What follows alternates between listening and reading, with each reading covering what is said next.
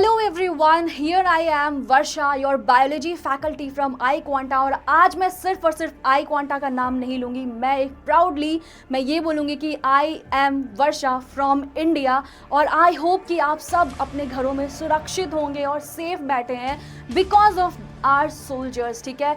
और मुझे लगता है उन सभी का शुक्रिया अदा हमें ज़रूर करना चाहिए, हम सभी को, बिकॉज उन्हीं वही रीज़न है जिनकी वजह से हम रात को अच्छी नींद ले पा रहे हैं even in spite of this war. आप देख सकते हैं हमारी स्क्रीन पर क्या दिख रहा है आपको, वॉर स्टार्टेड नाउ व्हाट। जैसा कि आप सभी को पता है ऑपरेशन सिंदूर जो है ऑलरेडी हो चुका है and war is already going on and it has been started. तो क्या अब स्टार्ट हो गया है, तो क्या अब क्या हो सकती हैं और क्या क्या चीज़ें हो सकती हैं इससे रिलेटेड। तो चलिए ज़रा इस वीडियो को पूरा कंप्लीट देखते हैं। मैं आपका ज़्यादा समय नहीं लूँगी, पर मैं चाहती हूँ कि हम सब एक भारतीय नागरिक होने के नाते इस वीडियो को पूरा ज़रूर देखें। और अगर आप सब एक प्राउड इंडियन हैं तो इसको ज़रूर शेयर करें हर एक अपने फ्रेंड्स या व्हाट्सएप पर, everywhere, so that everyone should know कि exactly what is gonna happen after this war. Let's see the particular video. तो अगर मैं सबसे पहले यहाँ पर बात करूँ, आपको यहाँ पर दिख रहा होगा, बेसिकली इस वीडियो में हम ये जानने वाले हैं कि इस पर्टिकुलर वॉर के बाद एग्जैक्टली क्या क्या चीज़ें होने वाली है। जैसे कि आप सभी को पता है कहीं भी जंग छिड़ी है तो उसका बहुत ज़्यादा हमारे दिमाग में जैसे ही वॉर या जंग का नाम ही आता है उससे ही हम कांप जाते हैं, हमारी रूह कांप जाती है और हमारे रोंगटे खड़े हो जाते हैं। क्यों? क्योंकि obviously it comes with a lot of injuries and trauma. ये जो सिचुएशन है हमारा करंट सिचुएशन है, क्या आप सभी, मुझे लगता है most of the people are facing a lot of trauma अपने personal life, professional life. There is a lot always going on in everyone's life। क्या हमारे पास इतनी हिम्मत है, क्या हमारे पास अभी इतनी एनर्जी है कि हम और ज़्यादा ट्रॉमेटिक स्ट्रेस बर्दाश्त कर सके? आई थिंक नहीं है।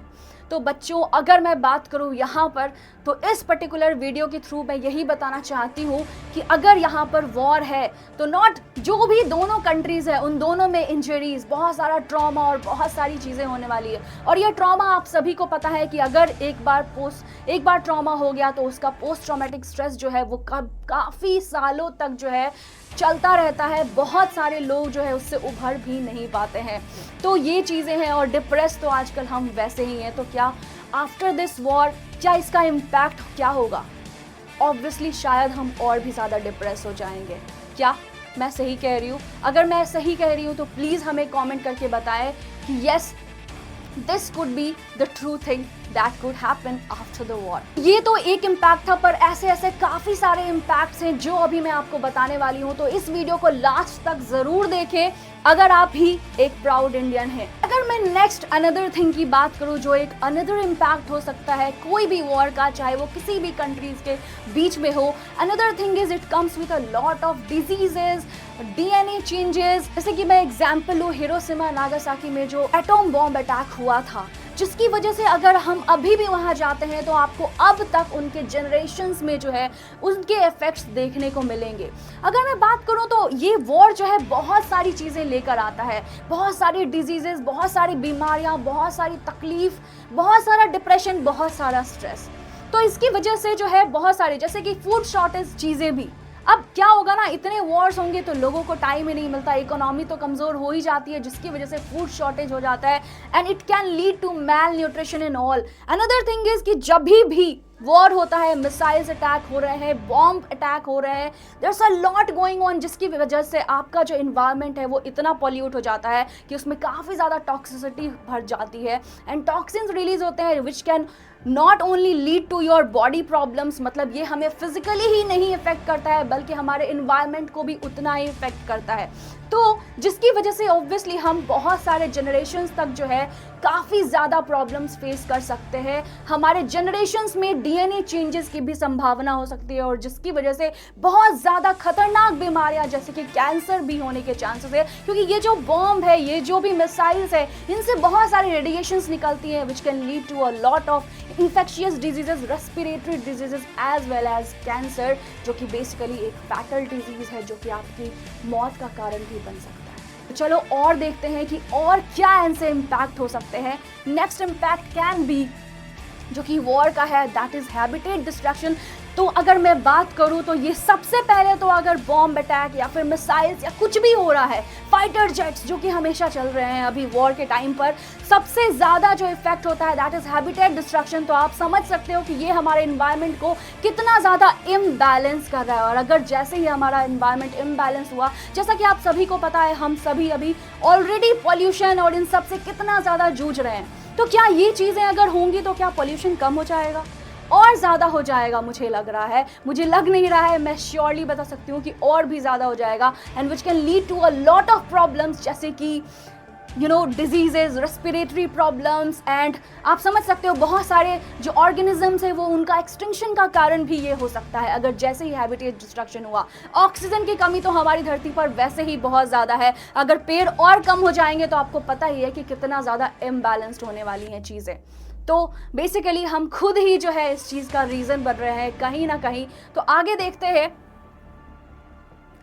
अगर हम नेक्स्ट चीज बात करें that is chemical and warfare agents. अब हम बात कर रहे हैं, आप देख रहे हैं यहाँ पर मिसाइल्स और पता नहीं बड़े बड़े टैंकर्स जिसमें से बॉम्ब फेंके जा रहे हैं अदर कंट्रीज पर या फिर हमारी कंट्रीज पर, जो कि ऑब्वियसली क्या हो रहा है, इन एजेंट से काफ़ी ज़्यादा टॉक्सिन्स रिलीज होती हैं एंड ये टॉक्सिन्स जो है काफ़ी ज़्यादा समय तक जो है आपके इन्वायरमेंट में रह जाती हैं। और ये टॉक्सिन्स आपके बॉडी को physically, genetically, in every way it can cause a lot of issues and which can lead to change in your DNA as well, जो कि आपके जनरेशंस टू जनरेशंस जो है इसके इम्पैक्ट देखने को मिलेंगे।